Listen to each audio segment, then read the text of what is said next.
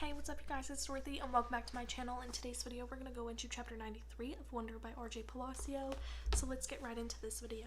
This video may contain sensitive topics and foul language. If you do not wish to continue, I suggest you click off the video now. You have been warned. Part 7. Miranda. I forgot that I might see so many beautiful things. I forgot that I might need to find out what life could bring and beautiful things. Chapter 93.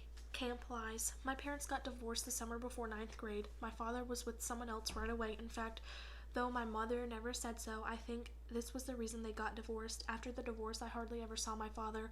My mother acted stranger than ever. It's not that she was unstable or anything, just distant, remote. My mother is the kind of person who has a happy face for the rest of the world, but not a lot left over for me. She never talked to me much, not about her feelings or life.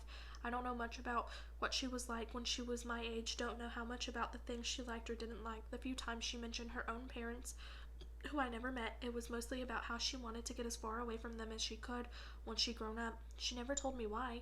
I asked a few times, but she would pretend she didn't hear me. I didn't want to go to camp that summer. I had wanted to stay with her to help her through the divorce, but she insisted I go anyway. I figured she wanted the alone time, so I gave it to her. Camp was awful. I hated it. I thought it would be better being a junior counselor, but it wasn't. No one I knew from the previous year had come back, so I didn't know anyone, not a single person. I'm not even sure why I started playing this little make-believe game with the girls in the camp. They'd ask me stuff about myself, and I'd make things up. My parents are in Europe. I told them I live in a huge townhouse in the nicest street in North River Heights. I'd have a dog named Daisy. Then one day I blurted out that I had a little brother who was deformed. I had absolutely no idea why I said this. It just seemed like an interesting thing to say. And of course the reaction I got from the little girls in the bungalow was dramatic. Really? So sorry. That must be tough, etc., etc. I regretted saying this the moment it escaped my lips. Of course, I felt like such a fic. If I ever found out, I thought she'd think I was a weirdo. And I felt like a weirdo, but I have to admit there was a part of me that felt a little entitled to this lie. I've known Augie since I was 6 years old. I've watched him grow up. I've played with him. I watched all 6 episodes of Star Wars for his sake, so I could talk to him about the aliens and bounty hunters and all that. I'm the one that gave him the astronaut helmet he wouldn't take off for 2 years. I mean, I've kind of earned the right to think of him as my brother.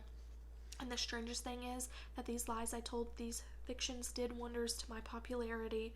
The other junior counselors heard it from the campers and they were all over it. Never in my life have I ever been considered one of the popular girls in anything, but that summer in camp, for whatever reason, I was the girl everybody wanted to hang out with. Even the girls in Bungalow 32 were totally into me.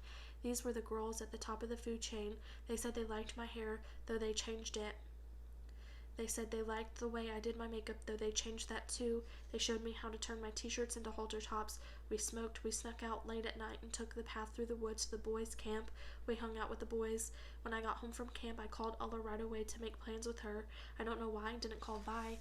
I guess I just didn't feel like talking about stuff with her. She would have asked me about my parents, about camp. Ella never really asked me about those things. She was an easier friend to have, and that way she wasn't serious like Vi. She was fun.